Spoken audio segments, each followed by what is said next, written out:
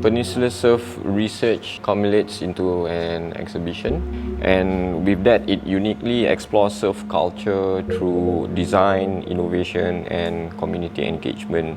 So the exhibition showcases a bit of cutting edge technology, accessible design solutions, but also rooted deeply and emphasizes the rich cultural dimensions surrounding surfing within Peninsular Malaysia and Singapore. The beautiful thing is that you have this whole stretch of land that is like from Singapore all the way up until like Thailand, right?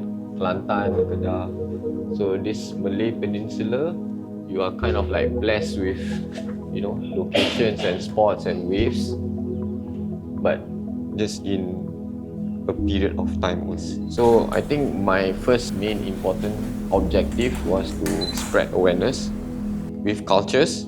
The next thing is to adapt that technology, because it's the only thing right now that can sort of like put a level of criticality and care towards the culture.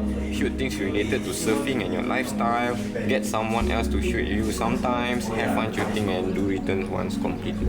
So once they finish, then they do an interview question over there. Oh, okay. Yeah, so I collate the data. Alright? Yeah. So then on what I can do is, after I develop the film, then with the interview questions and answers, I can do a post or article. The acts of spreading awareness, right? Having an online presence, looking into all these different technologies to bring about that presence is very important. Talk about like spreading awareness is within the two different countries like Singapore and Malaysia.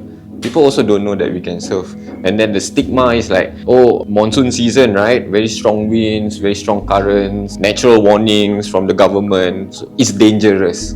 Yeah, but actually, if you know how to take care of yourself, you understand all the logic, safety protocols, it's not dangerous lah, because you know that in the outside world, like surfing historically has been done ever since like the 1700s. So it's not dangerous at all if you know how to kind of handle it. So yeah, one is to spread awareness, break the stigma, just let people know that there is another kind of like subculture in our society. Yeah.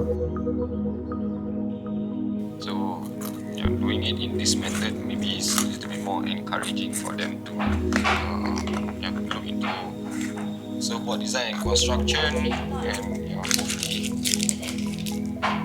create their own surfboards.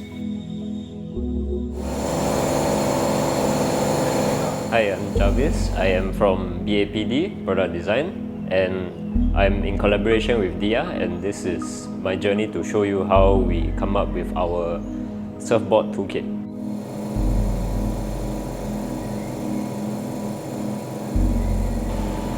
This is the wooden hollow surfboard design for the project, which is a 5.2 mini Siemens. So in this form,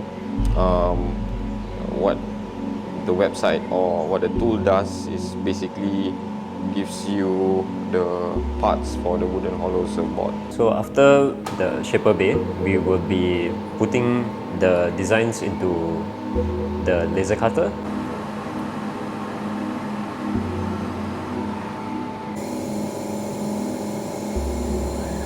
And after cutting out, we will have flat pieces like this, and we will piece them up together to create the skeleton of the board. So after creating the physical aspect of this surfboard, we have created an instruction manual as well. So this will help beginners of the surfboard to create their own surfboard for themselves, by themselves, and this will be a step-by-step manual that they are able to look, and we have given them instructions on how they can easily build this by themselves. After the digital design, it has made me thought of ways that I have never thought that I could apply in product design. and put together using laser cut and very basic materials. And it's a very interesting collaboration for me because I never thought that I would be able to build a surfboard out of plywood and laser cutting.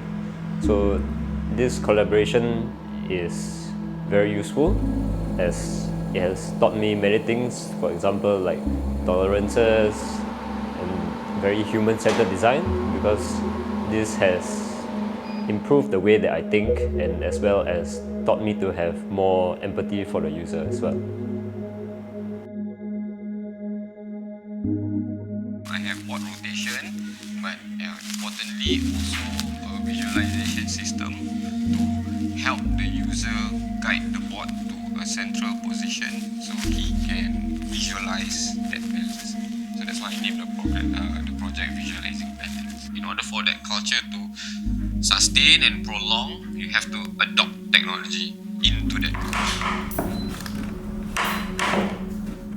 Please introduce yourself. My name is Baktia, you can call me Bak, and